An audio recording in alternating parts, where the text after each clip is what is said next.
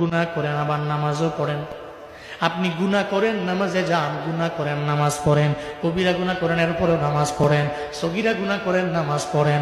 হুজুর তেলে গুনাহও করবো, নামাজও পড়বো, অসুবিধা নাই। গুনাহ করেন, নামাজ পড়েন, গুনাহ করেন, নামাজ পড়েন।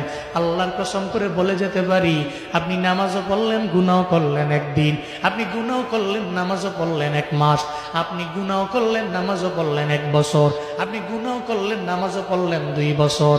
একটা দিন এমন হয়ে যাবে আপনার নামাজ আপনার আকলের মধ্যে বাধা দিয়ে বলবে, এই তুই না মুসল্লি, তোর দ্বারা তো জীবনেও কোনোদিন চুরি করা মানায় না, তুই তো মুসল্লি, তোর দ্বারা তো জুলুম করা মানায় না, তুই তো মুসল্লি, তোর দ্বারা তো দুর্নীতি করা মানায় না, তুই তো নামাজে যাও, তুই তো তোর ব্যাকগ্রাউন্ডে লাগাইলি নামাজি, তুই তো মুসল্লি, সাবধান, তুই তো নিজেরে নামাজি বানায়া যাইতে পারো না কোনো অন্যায়, যাইতে পারো না কোনো অপরাধে।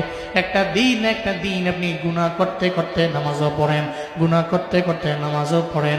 একদিন নামাজ আপনারে কান ধইরা বলবে, তুই অন্যায় লাইনে যাইতে পারো না, কারণ আমি তোর নামাজ। আর যে মুসল্লি সে খারাপ আচরণ করতে পারে না, আর নামাজ যে খারাপ কাজ থেকে বান্দারে দূরে সরায় নেয়। এটার জন্য আল হাবিব বলে না, চিল্লা বলেন কথা কার।